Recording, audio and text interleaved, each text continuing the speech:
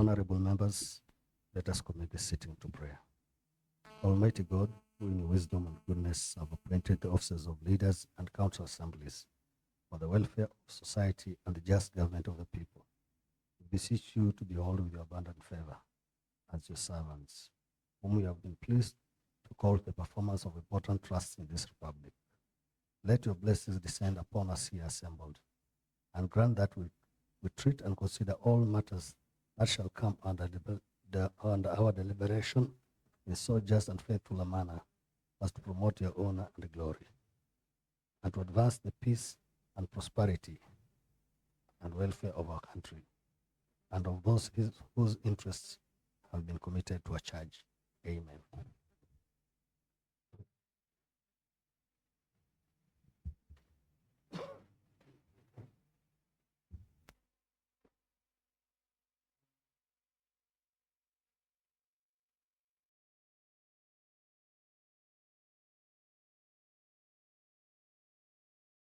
Honorable members, I confirm we have quorum process in the sitting. Clerks, read of the orders of the day. Order number 1, administration of oath. Next order. Order number 2, communication from the chair.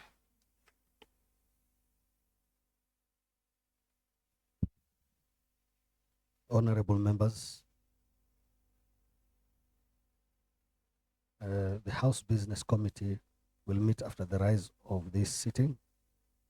Receipt of the following documents under the Kenya Informal Settlements Improvement Project that stands committed to the Lands Committee, Local, Physical and Land Use Development Plan for Majengo Mpya Informal Settlement, November 2020.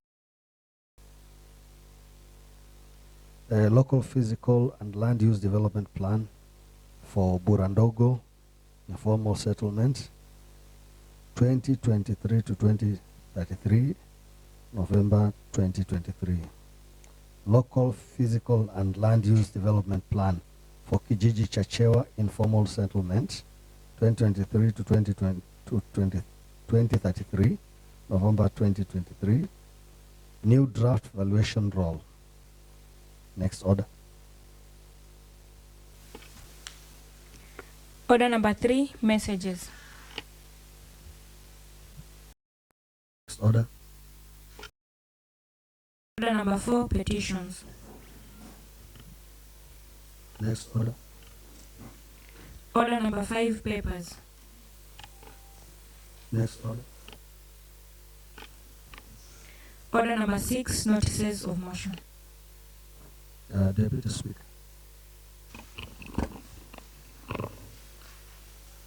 Thank you, Mr. Speaker. Sir, I beg to move a notice of motion on establishment of ad hoc committee to investigate Ms. Elizabeth Mkongo, Member of County Executive Committee for Lands, Physical Planning, Mining and Energy.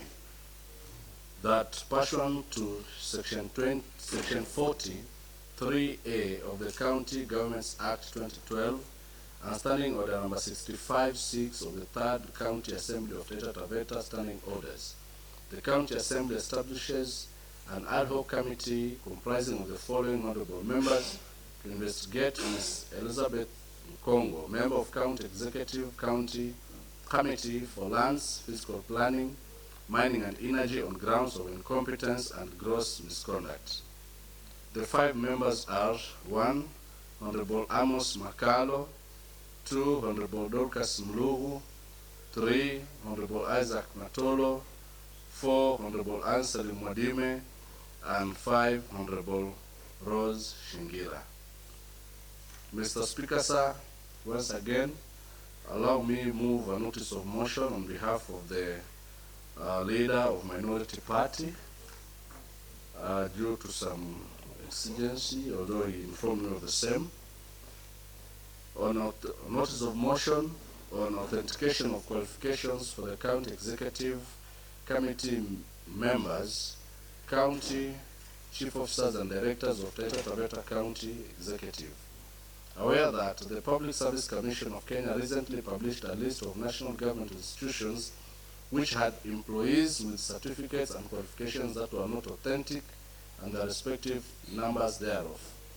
Further aware that most counties and county government institutions are yet to undertake this exercise, Taita Taveta County being one of them, concerned that the county government of SARS offers critical services touching on lives and livelihoods of the people, and that such services ought to be offered by qualified employees. Further concerned that it is only fair to the people of Taita Taveta County that people with such qualifications should be appointed in such capacities to deliver such services on behalf of the county government. Further concerned that unqualified personnel may expose the county government to legal responsibilities on account of damages arising from such unprofessionalism and negligence, whose root cause is employment of unqualified staff in such capacities, albeit on forged documents. Apprehensive that unless the county government proceeds to scan its employees via an authentication of their academic and professional qualifications, the county government may not be in a position to know the quality of its workforce and how to utilize it. I urge that this county assembly resolves that the county executive should conduct an authentication exercise through the relevant authorities of all academic and professional qualifications of all county executive committee members, county chief of SARS, and directors in the executive, and file a report on the same with the office of the clerk of the county assembly within 60 days of the communication of such resolution of this county assembly. And the report should have the following information: 1, name of the employee; 2, position in the county; 3, qualification; and 4, verification outcome. That is the necessary documentation to that effect. Thank you, Mr. Speaker, sir. Next order. Order number 7, statements. Next order. Order number 8, motion, adoption and approval of the report of the Select Committee on County Budget, Finance and Appropriations on the consideration of the Taita Taveta County Annual Development Plan for the financial year 2024-2025. Honorable Mohammed. Thank you, Mr. Speaker, sir, for this opportunity. Mr. Speaker, sir, I wish to move this motion on the adoption and approval of the reports of the Select Committee on County Budget, Finance and Appropriations on the consideration of the Taita Taveta County Annual Development Plan for financial year 2024-2025. That this third County Assembly adopts and approves the report of the Select Committee on County Budget, Finance and Appropriation on the consideration of the Taita Taveta County Annual Development Plan for the financial year 2024-2025, laid on the table of this House on Tuesday, 20th February 2024, morning sitting number 4, and its recommendation thereof. Mr. Speaker, sir, Section 126(1) of the PFM Act 2012 states that every county government shall prepare an annual development plan in accordance with Article 220(2) of the Constitution. Further, Section 126(3) states that the county executive committee member responsible for planning shall not later than 1st September in each year submit the development plan to the county assembly for its approval and send a copy to the Commission on Revenue Allocation and National Treasury. Mr. Speaker, sir, the county government prepares the County Annual Development Plan, CADP 2023, for the financial year 2024-2025 to provide a framework that will guide the county budgeting and implementation framework in the financial year 2024-2025. The plan takes cognizance of other policy and legal framework, including the Kenya Vision 2030, the African Agenda 2063, the Sustainable Development Goals, SDGs, and central focus of this plan is on the aspirations in the Governor's Manifesto for the period 2023-2027, and to sustain the gains made in the previous plan 2018-2022 CADP, while accelerating inclusive growth and development. Mr. Speaker, sir, the Taita Taveta County Annual Development Plan, CADP, for financial year 2024-2025 was tabled in the County Assembly of Taita Taveta on 20th September 2023 and stood committed to the Select Committee on Budget, Finance and Appropriation for processing and reporting back to the House.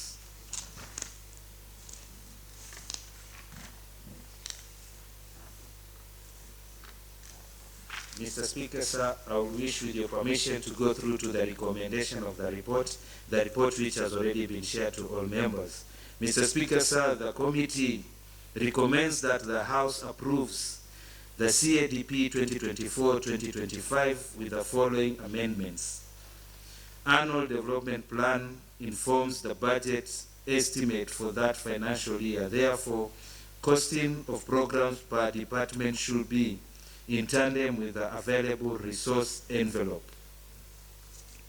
All sectors should provide a list of all projects to be undertaken in the financial year 2024-2025, indicating their location and form part of the CADP annexure. The list of priority projects contained in the CADP should match with the projects to be undertaken in the financial year 2024-2025. That the cost of programs be re-evaluated and realistic source of funding be indicated within 30 days after the adoption of this report. CADP projection of donor funding and grants from development partners should provide realistic projection. Further, there should be extensive stakeholder engagement to avoid implementation of projects that are not of priority to the residents. CADP has provided for flagship projects which should also be reflected in the budget estimate for financial year 2024-2025. The Budget and Planning Unit to take note of new proposals submitted during public participation forums and be part of the final CADP 2024-2025, which should be published and resubmitted to the County Assembly within 30 days after the adoption of these reports. In conclusion, Mr. Speaker, sir, it is therefore my humble duty and privilege on behalf of the Committee of Budget, Finance and Appropriation Committee to table this report and recommend to the House for consideration and approval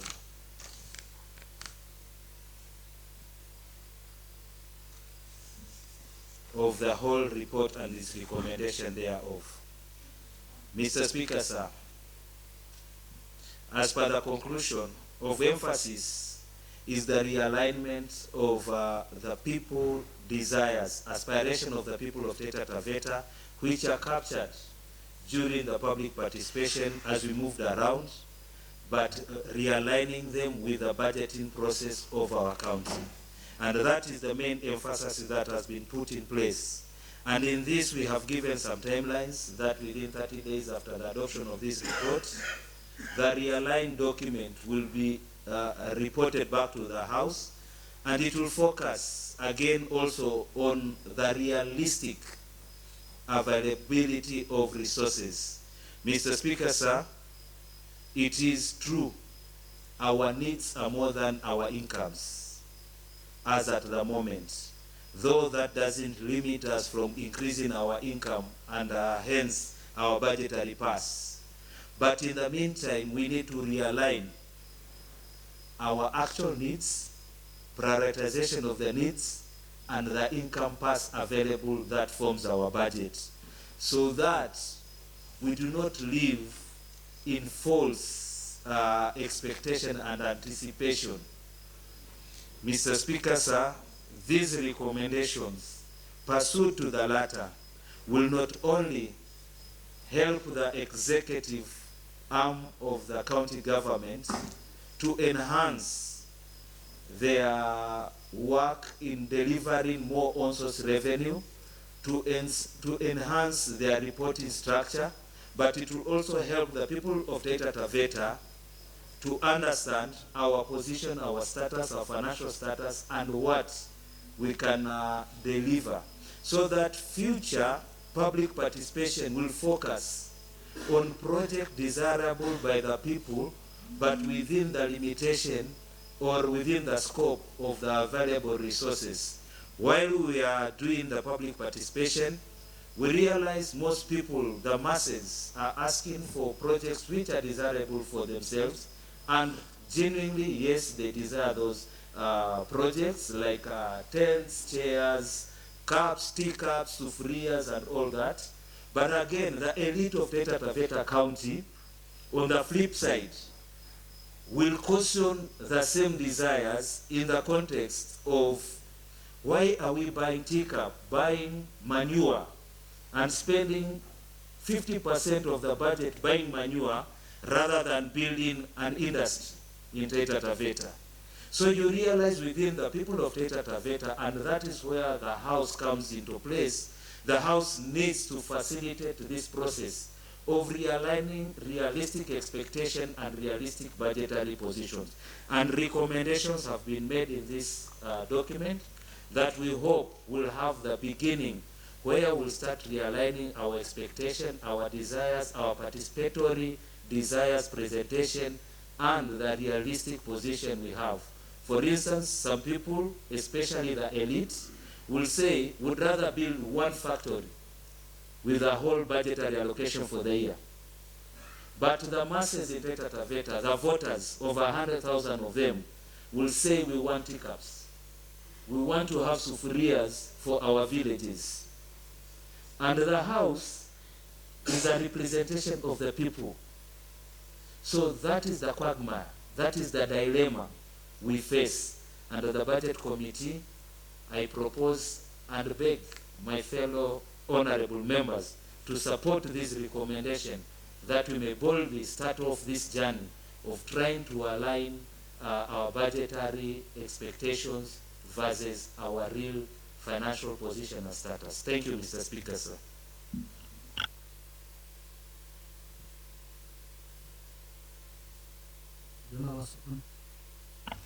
I wish to ask Honorable Member for Marungu to second the report. Thank you, Mr. Speaker, sir. I stand to second the motion. Thank you, Mr. Speaker.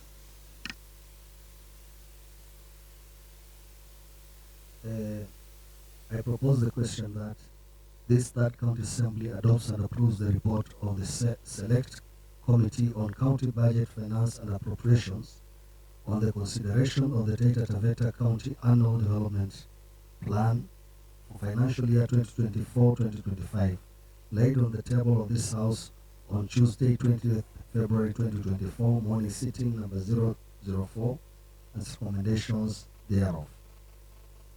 Honorable members, the floor is open for debate.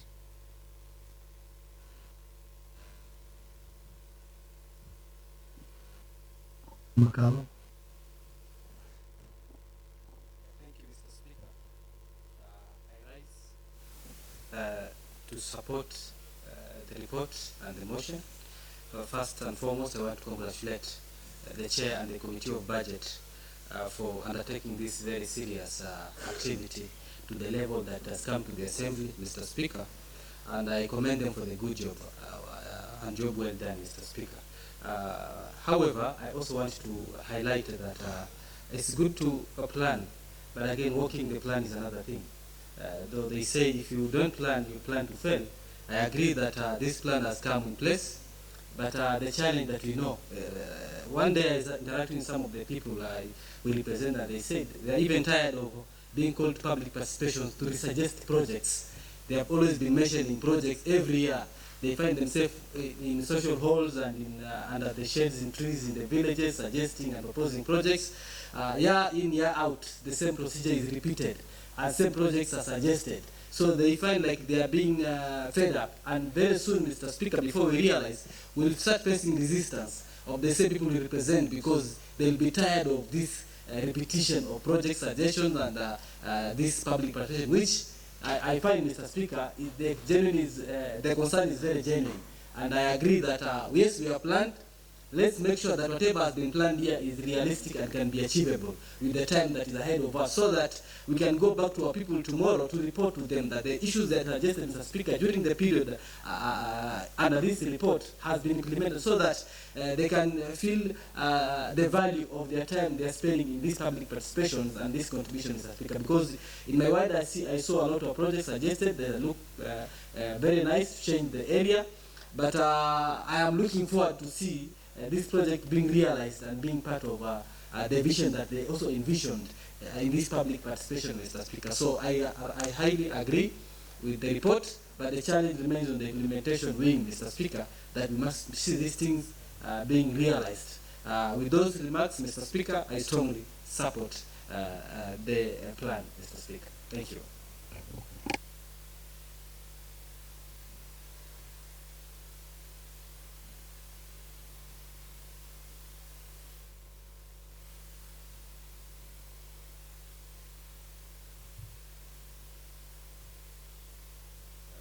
Honorable members, I take the motion over to reply. Thank you, Mr. Speaker, sir. Silence means concurrence, as a great old man said once upon a time. And I want to thank the House for concurring with the Budget Committee to move this one forward. And I want to appreciate Honorable Member for Kasiao for his wonderful comments, and that also brings to the attention of us as Budget Committee, which we have been seeking. To achieve some of these objectives, Mr. Speaker, sir, we need to relook at the budgetary allocation, and that will require the House approvals and support on the public participation and civic education processes. It is unfortunate that over the years since devolution, we have left this one to happen by default, by itself. As the Honorable Member for Kasirao has said, people keep on recommending programs, but there has never been an opportunity to go back to the same people and express to them that of the 20 programs you recommended, only 2 could be undertaken, and of the 2, only 1 eventually was undertaken. And what happens to the 19 programs you recommended? These opportunities, these situations require some mobilization and funding, which has never been allocated within the budgets. And when we come to the time of the budgets, I'm sure together with the House, we will relook and review how much resources are set aside for public participation and civic education, because maybe that is where also we need to relook and see how best to go about it. With those few remarks, I stand here to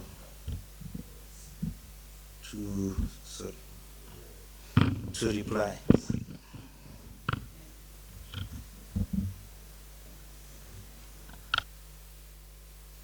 I now put the question that this third county assembly adopts and approves the report of the Select Committee on County Finance and Appropriations on the consideration of the Taita Taveta County Annual Development Plan for Financial 2025, laid on the table of this House on Tuesday, 20 February 2024, morning sitting for and recommendations thereof. Will as many as of that opinion say aye? Will as many as of the contrary opinion say nay? Honorable members, there being no other business, the House stands adjourned until this afternoon, Wednesday, 21st February 2024 at 2:30 p.m.